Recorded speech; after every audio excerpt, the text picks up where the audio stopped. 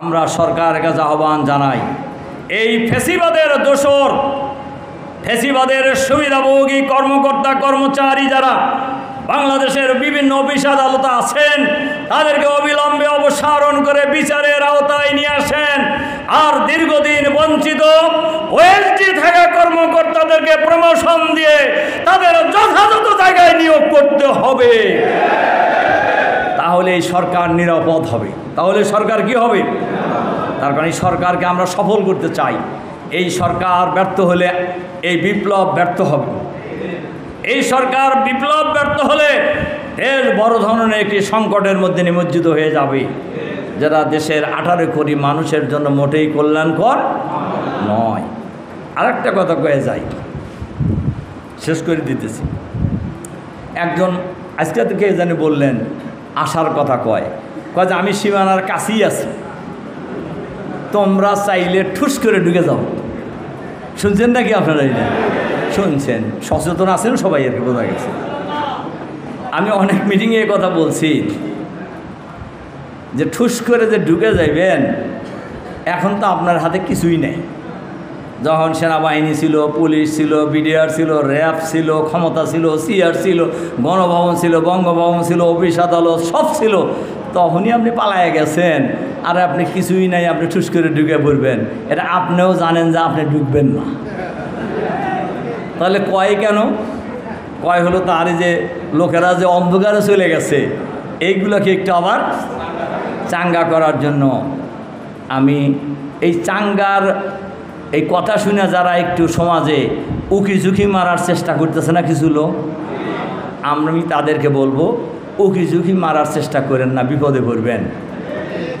আপনাদের যে পালানো নেত্রী টুস করে ঢুকে পড়বে কইছে, জীবনে আর এখানে ফিরবো না, ফিরলে আসামি হিসেবে গ্রেপ্তার হয়ে আসবে ইনশাল্লাহ। এছাড়া তার এই দেশে ঢোকার আর কোনো সুযোগ বাংলাদেশের মানুষ দেবে না। বিচারপতিদেরকে পদত্যাগ করাইতে বাধ্য হয়েছে, বিচারপতিরা পালাইতেছে সবচেয়ে, দেখেন নাই? দেখছেন কি না? এই সরকার এইবারে কি প্রথম গেছে না আরও গেছে আগে? কোন সরকারের বিচারপতি পলাইছে? নেতারা পলাইছে, কর্মীরা পলাইছে, সচিবরা পলাইছে, এবার পলাই কেন? হ্যাঁ, সম্মানিত হযরত ওলামায়ে কেরাম, এজন্য আমরা পরিষ্কারভাবেই বলতে চাই, অন্তর্বর্তীকালীন সরকারকে সফল হতে হবে। আরেকটা কথা বলে যাই, অন্তর্বর্তীকালীন সরকারের কোনো উপদেষ্টার যদি নিজস্ব কোনো এজেন্ডা থাকে, আমরা তাদেরকে সতর্ক করব। এটা নিজস্ব এজেন্ডা বাস্তবায়নের জায়গা নয়। আপনি উপদেষ্টা হন নাই, উপদেষ্টা বানাইছে বাংলাদেশের 18 কোটি মানুষ।